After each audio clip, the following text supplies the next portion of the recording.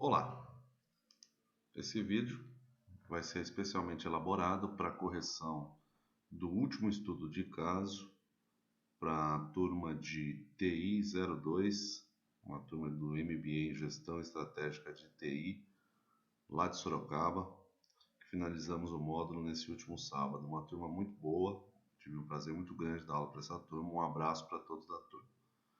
Bom, nesse estudo de caso, eu já deixei separado aqui algumas características iniciais. O valor do investimento na data zero era um investimento em máquinas e equipamentos por uma pequena indústria de confecção. O preço de venda desse único produto que seria produzido nesse momento, R$ 5,00 por peça, R$ 5,00 por unidade. O custo variável de R$ 3,50 por unidade.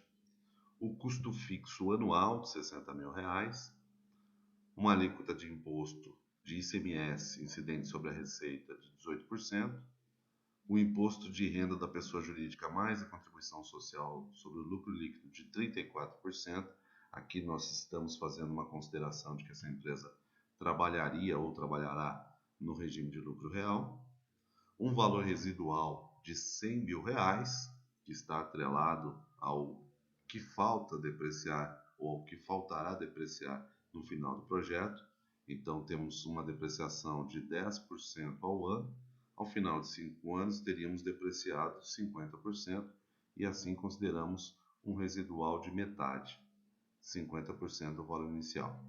A TMA aqui seria calculada pelo método WACC, porque na composição desse endividamento temos 50% de capital próprio e 50% de capital de terceiros.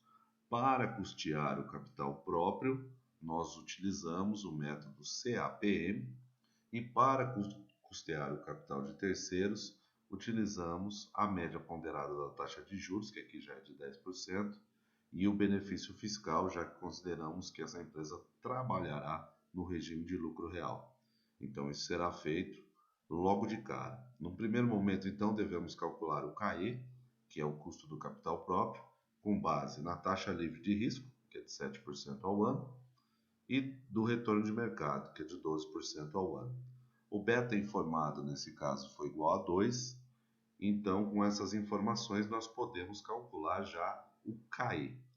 Para o cálculo do CAE, então, já vamos colocar aqui na célula ao lado, temos que ele é igual à taxa livre de risco, no caso 7%, mais o prêmio pelo risco, que é o beta, vezes a diferença entre o RM e o RF, ou seja, 12 e 7%. E nesse caso, teríamos um CAE de 17% ao ano.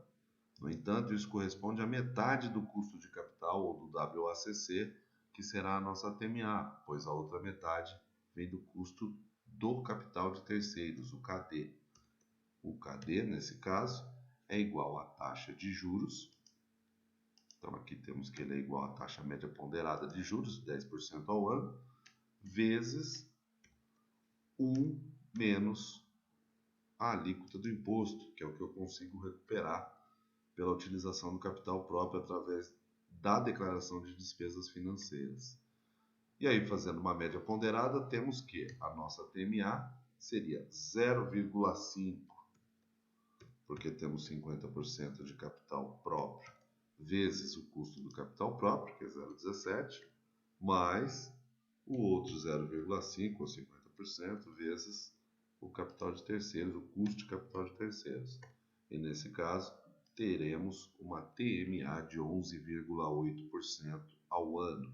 Isso que nós acabamos de fazer é o método WACC, ou o custo médio ponderado de capital, porque no nosso projeto temos metade de capital próprio e metade de capital de terceiros. O passo seguinte é projetar a DRE e, após a projeção da DRE, fazer os ajustes necessários para elaborar a projeção do caixa. Então, essa linha verde aqui, ela representará ao final do processo o caixa. Mas primeiro, vamos para a DRE. O primeiro passo é calcular a receita. Então, temos aqui a demanda de cada ano. Para facilitar o cálculo, basta multiplicar a demanda do ano pelo preço de venda, que no nosso caso aqui vai ser constante. Então eu vou fixar essa célula, selecionando e apertando o F4, para que eu possa arrastá-la ou copiá-la para os demais anos. E assim temos a projeção de receita. O passo seguinte é reconhecer a alíquota do ICMS em cima dessa receita, vezes a célula que tem essa alíquota. B6 é uma célula fixa, e assim nós podemos também arrastar ou copiar para as demais células. Agora temos a diferença entre a receita bruta e o ICMS, que é a primeira dedução, e chegamos na receita líquida. Agora temos a célula do custo.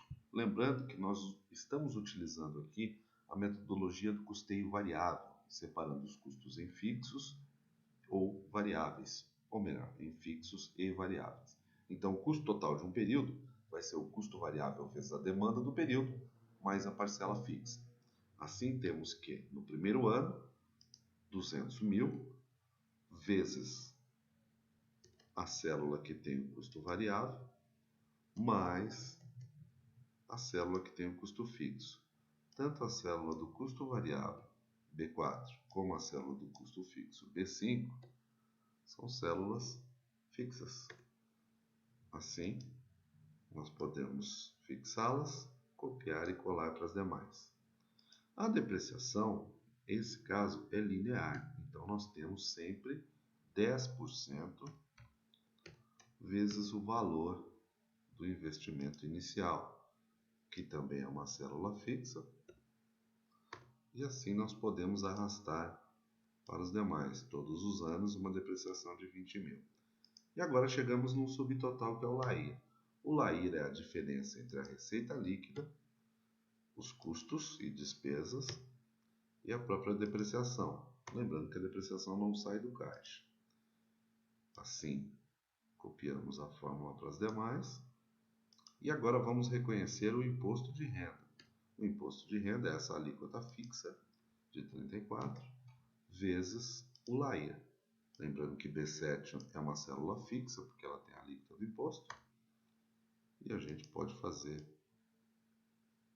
o copiar e colar para o lado. E agora o último subtotal, que é o lucro. É o LAIR menos a célula do imposto. Assim, temos uma previsão de lucro de 26.400 para o primeiro ano, 34.200 para o segundo, 46.200 para o terceiro, 66 mil para o quarto ano e 73.920 para o quinto e último ano. Agora vamos fazer os ajustes para o caixa. Primeiro, no ano zero, o caixa vai ter um valor negativo, então menos o valor do investimento inicial. Aqui nós temos uma saída, o desembolso.